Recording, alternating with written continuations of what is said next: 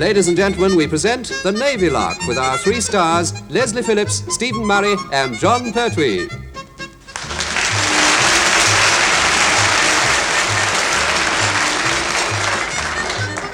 The engagement between Sub-Lieutenant Phillips and Wren Chasen has become an accepted way of life aboard HMS Trowbridge. As an engagement, however, it lacks one thing. Mr. Phillips has so far been notably reluctant to name the day, and Wren Chasen has become the tiniest bit suspicious. Being a forthright girl, she decides to take action and explodes her little bomb in Lieutenant Murray's cabin. Come in. Oh, Murray, me. Lieutenant, excuse me, sir. What was that? I'm not quite sure. It sounded jolly odd to me, too. Oh, well, that's something, I suppose. You wanted to see me, sir? Yes, sign the book, will you? There's a registered letter for you. Here it is. It's funny, you know. It's funny. It's sort of lumpy in the middle, sir. I've got a feeling I recognize the handwriting, sir. Perhaps somebody you know has sent you an incredibly tiny bomb. Yes, that might well be. Perhaps I should stick it in the bucket of water. Don't be ridiculous. Now open your letter and shut up. You're probably right, sir. Yes, now. Lummy. Heather's engagement ring. She must have lost it and somebody has sent it back. I wonder who... Try reading the letter. I am reading it, sir. I'm reading it, and I know who sent it back. Well, who? Heather. What? She's broken off our engagement, sir. She's found another man. Good gracious. Well, of course, you have mucked her about, haven't you? Well, only behind the naffies, huh? Oh, I see. The question is, who is this other man? Yes, filthy swine. Yes, that's what I said, filthy swine. There's no other word for a chap who snatches another chap's bit of snog. Filthy swine. Mr. Phillips, steady. I won't be steady. I'm beyond caring now. I'll shout it from the rooftops. Filthy swine! Filthy swine! Mr. Phillips! I do beg your pardon, sir. I got quite carried away. Much more of that than you would have been. In a funny little jacket that does up down the back. Now, who is he? That's what I want to know. Who is he? Oh, I shouldn't bother your empty little bonce about that. At least she's given you the benefit of the doubt. What do you mean, sir? Well, she did register the envelope with your engagement ring in it. Yes, she also marked it glass with care. Oh. Now, who is the filthy swine likely to be? Perhaps it's Captain Povey. Lieutenant Murray, sir, when a chap's fiancé breaks off his engagement, it's hardly time for just a nautical tiny minute. It's you. Me? Yeah, you admit it. Well, really, it's a bit much. If a chap can't trust a chap who is supposed to be a chap's friend with a chap's fiancé, when a chap's back is turned on a chap. I mean, if a chap is a chap's chap, when a chap doesn't cheat a chap, when a chap isn't watching a chap, does a chap? Mr. Phillips. Yes, chap? I mean, sir? I'm not the chap. Are you sure? Positive. Then who on earth is it? Who is it? Filthy swine! Filthy swine! Time will tell, Mr. Phillips. Time will tell.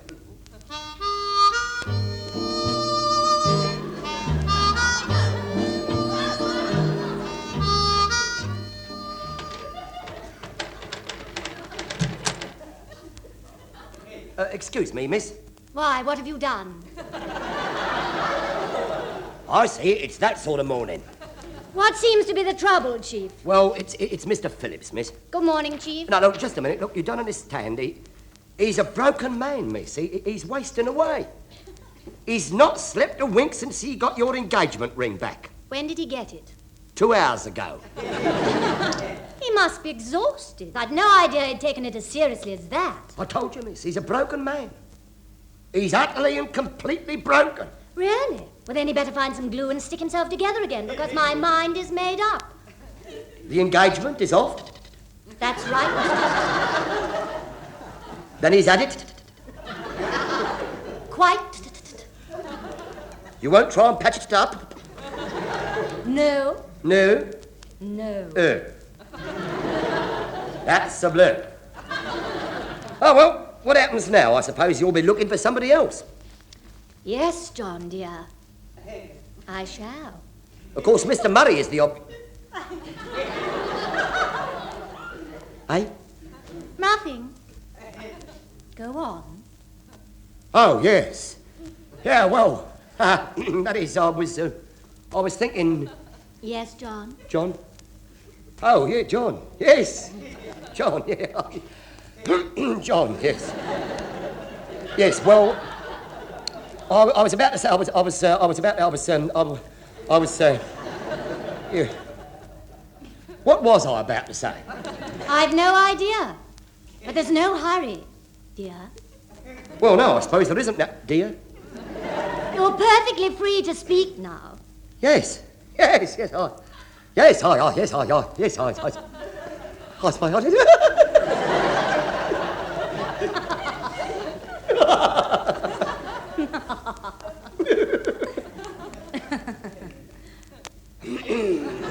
Yeah, well, there it is then. That's life. What is? I've no idea. Look, miss. Heather, dear. Look, Heather, dear. Oh, whoops. It's all right. There's no need to panic. I quite understand. It's going to take time to get used to the idea that circumstances alter cases. Well, while I was engaged to Mr. Phillips, your hands were tied. Still, that's all behind us now. Us? I haven't been blind, you know. I'm delighted to hear it. What are you talking about? It must have been very hard for you all these years. No, not particularly. Having to remain silent through a false sense of duty to a comrade in arms who wasn't worthy of your consideration. Well, those days are gone now. I've realized for some time now that what a girl like myself needs is someone to look up to. A man who is capable of getting ahead. A man I can respect. And love. Oh, dear. From now on, it's up to you, John. Dear.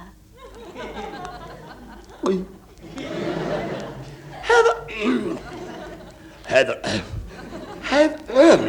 if you're not doing anything this evening, Of course I'm not. Oh yes, well, how about you and me going out for a bit of a nosh? You know, we sort of go out and have a bit of a nosh, eh? Help you forget and all that. I'd love to, John. You would? I shall look forward to it. I'll meet you at the main gate at 9:30. 9:30, but the naffy will be shut. Oh, yeah, I mean, lovely. Yes, lovely. Yes, lovely, yes. Where shall we go? Oh, well, that's up to you, dear. But one can get an awfully good meal at the Cafe Romantica. Can one? One didn't know. Oh, one can. And one can dance as well. One can't.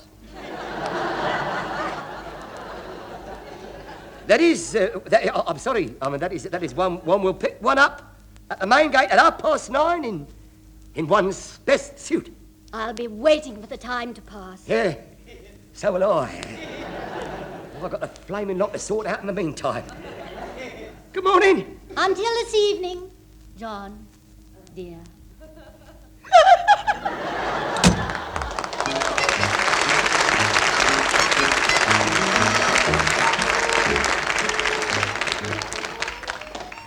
Oh, no, Pertwee, you're joking. I don't believe it. You're pulling my leg. Look, Mr. Murray, sir, please. It's not a moment. Look, what am I going to do, sir? Well, if you're serious, take Heather out, I suppose. Look, I'm not the one who's serious, sir. She is. She wants me to take her to the Cafe Romantica. And if you've ever seen their price list, there's nothing more serious than that. Look, I'll be skint for months. But knowing you, that I doubt. Yeah, well, leaving that aside, sir, I can't cope in a posh place like that. I can't cope, sir. I'm not sufficiently couth. Of course you are. No, I'm not, sir. All those knives and forks and the orchestra playing all the time, and I'll never cope, sir. Nonsense. You have a lovely time. There's no better place for dining and dancing. Oh, I envy you. Envy me if you like, sir, but don't envy Heather. Why not? Well, when it comes to dancing, sir, I've got two left feet and they're both fixed on right ankles. Girls always know that sitting one out with me is a bit dodgy, but it's the lesser of two evils. Yeah, I've often wondered what was the secret of your success at the Palais. Well, frankly, Chief, I shouldn't bother about all that. Your big worry is what's going to happen when Mr. Phillips finds out that you're the other man. Oh, blimey. Let's not tell him then, sir. Please. Well, I shan't, but there's always a chance that somebody else will. I mean, it could be just bad luck. Mr. Phillips might just walk in somewhere and overhear that you're taking... Hello, you chap. Ah, Tort! What's the matter with him? Oh, nothing. I was just telling him that, Just a minute. Well, something's going on. I want to know what it is. No, you don't, sir. No, you don't. Not at all, sir. No, you don't, sir. Lovely, Mr. Phillips, sir. No, you'd rather not, sir. You abstain, sir. You just keep right out of it, sir. Look, fools rush in and all that. Yes. And next time I wish you'd knock, sir. I suppose you don't know anything about my engagement being broken off with Heather, do you? Me, sir? The very idea, sir. That settles it. You do know something. Not a thing, sir. I'll give you my solemn word. Excuse me, sir. What is it, Johnson? Message for the chief from Wren Chasen, sir. Go away, you blubber-faced baboon. Yeah. She says she might be working late, so she'll meet him at 9:45 at the main gate instead, sir. And I always be particularly careful not to give the message to him in front of Mr. Phillips, in case he...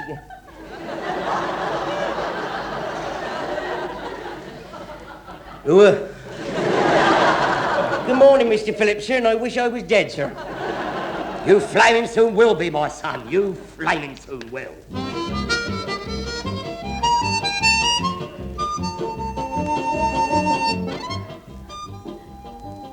Mind you, I will say this for the chief, Taffy.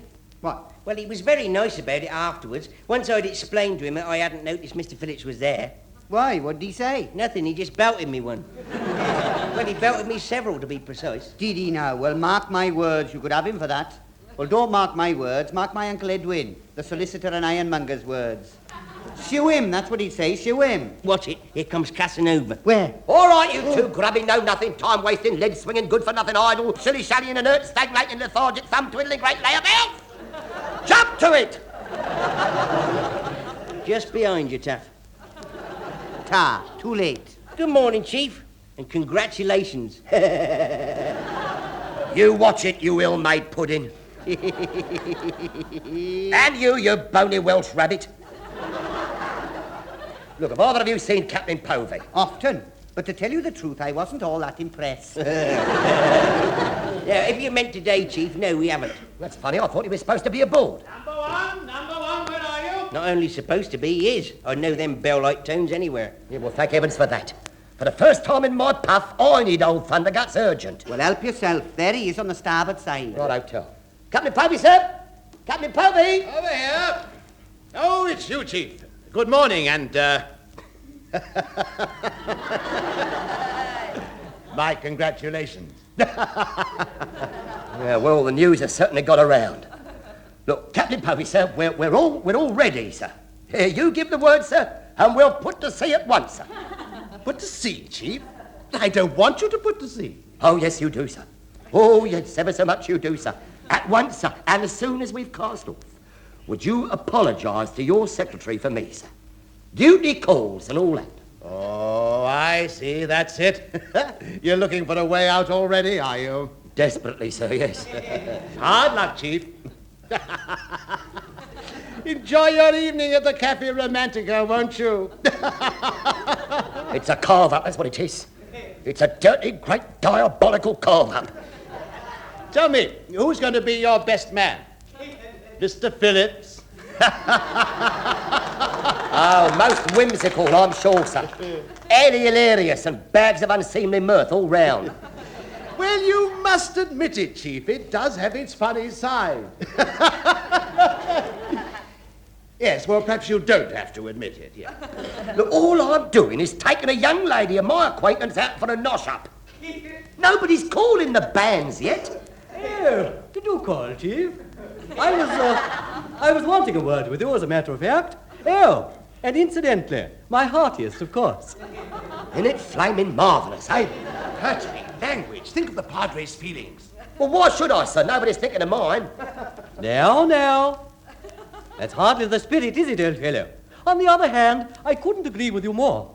Whenever I've turned the other cheek, that one's always got covered also. One can only assume that there is something cockeyed somewhere. Look, what's going on about me and Heather? I sincerely trust nothing at all. No. I meant, why is everybody practically tying horseshoes and old boots on the car? Look, I've only asked her to come out for a meal. Well, that's not the way I heard it. Nor me, I must confess. As I understood it, your relationship with this good lady, if you'll pardon the expression, was practically on the brink of matrimony. It's a lie. Look, somebody's mixing it. Oh, what a great shame.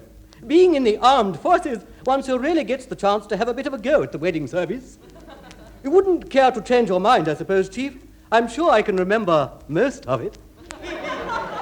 No, not as yet, Padre, thank you. Oh. So, if you'll excuse me, I've got rather a lot to do, said I. Pertwee wants to find out who's behind all this lot. Somebody is sorting John's out. Yes, you carry on, Chief. We'll see you later. Thanks for it. Pardon? See me later? Yes, didn't you know? We'll all be at the Cafe Romantica this evening as well. Yes. Yeah, and I was right. I was right, all right. It is a dirty, great, diabolical carve-up. And when I find out who's behind all this, I'll fix him forever, if not longer.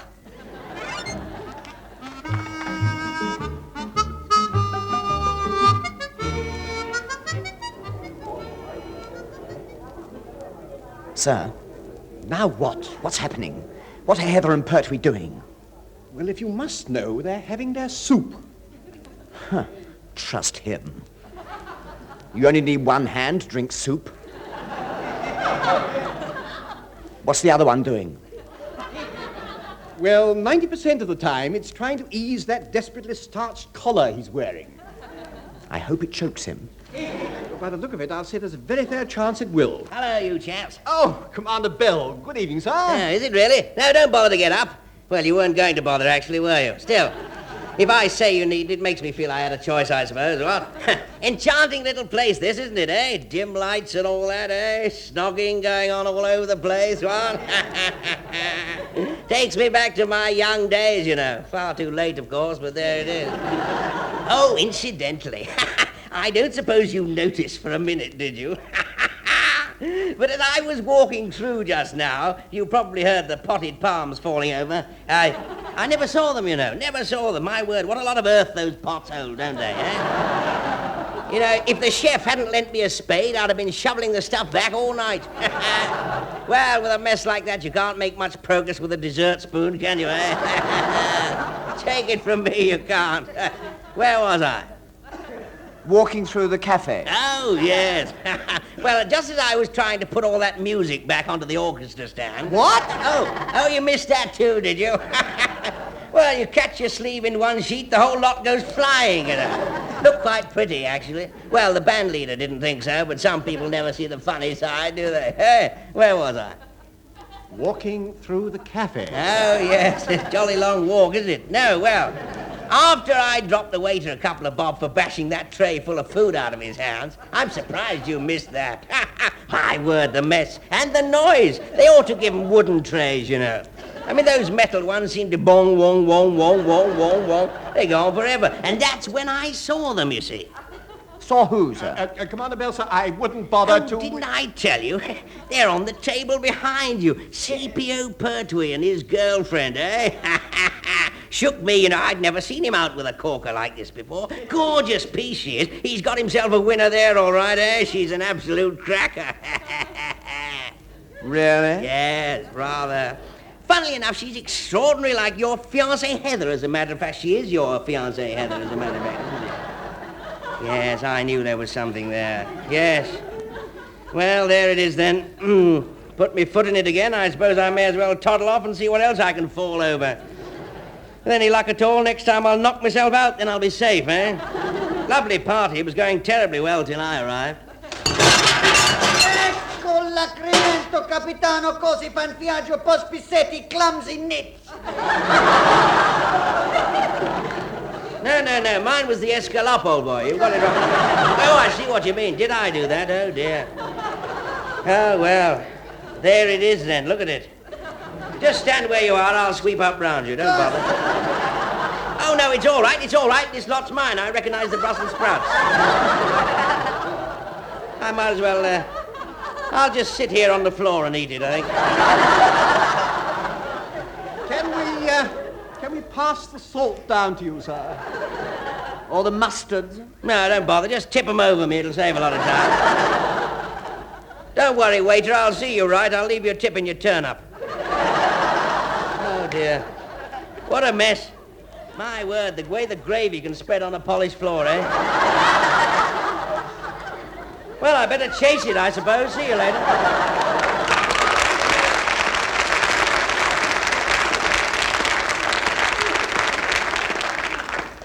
Oh, it's a shame. Look at him mopping it all up with his spoon. Good gracious. I mean, good evening, Captain Povey, sir. Oh, fancy seeing you here. I beg your pardon. Mr. Phillips, there hasn't been a mistake, has there? No. Have you got everything you want, sir? Oh, yes, everything, thank you. And the Padre is most grateful as well. What? Good gracious. With this dim lighting, I hadn't noticed before. There are Troutbridge officers at every table. Leslie knows what he's doing. You mean you invited all of them? Rather. You potty? Cost a fortune. Well, it's worth it. Besides, everything's paid for now. I did a deal with the manager. This'll spike lover pants his guns. I gather the idea was to ruin CPO Pertwee's soft lights and sweet music routine with Heather. By the look of it, I must say it doesn't seem to have succeeded. What? Why, what are they doing now? Oh, now you've started him off again. They've finished the caviar and the roast duck, Yeah? and they're just finishing the last of the second bottle of champagne. Oh, that's... What? Champagne? Filthy swine. Filthy swine! You called, Mr. Phillips? Me? Call you, Pertwee? Certainly not. I doubt if I'll ever speak to you again. Come along, John, dear. This place is far too crowded. Let's go for a walk along the beach. What a delightful idea, Heather. Darling. What? I haven't got cloth ears, you know. Possibly not, but what's keeping them apart is pure wool. Are you ready, John, dear? Yes, of course. Oh, mind how you go. I should hate to have you go for the right curler on the captain's gravy. Oh, thank you, John. You're so considerate. It's been a wonderful meal. You're far too extravagant. Oh, not at all, no. My pleasure.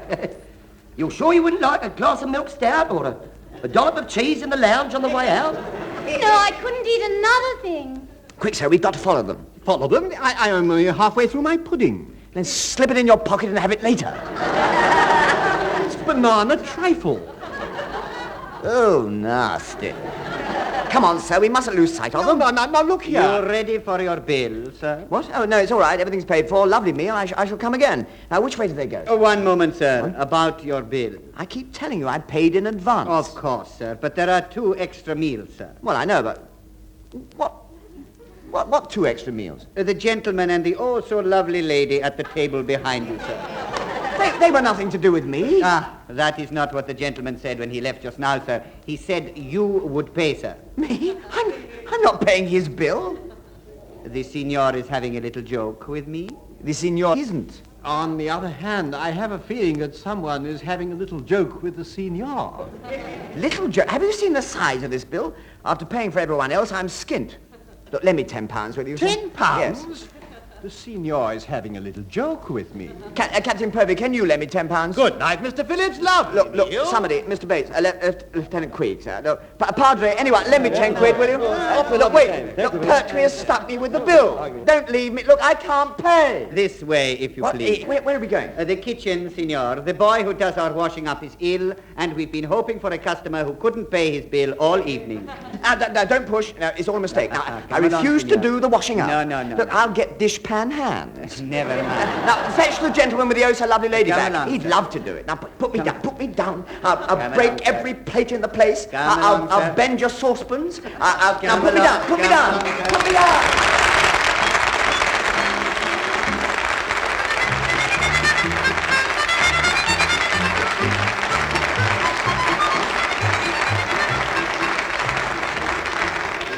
John Pertwee, Leslie Phillips and Stephen Murray have been making a right pig's breakfast of the Navy Lark, written by Laurie Wyman. John Pertwee was the Chief Petty Officer, Leslie Phillips was the Sub-Lieutenant, Stephen Murray was the number 1, Heather was played by Heather Chasen, Captain Povey was Richard Caldecott, Commander Bell was Ronnie Barker, leading seaman Goldstein was Tanya Levens, and the Padre was Michael Bates. The show was produced by Alistair Scott Johnston.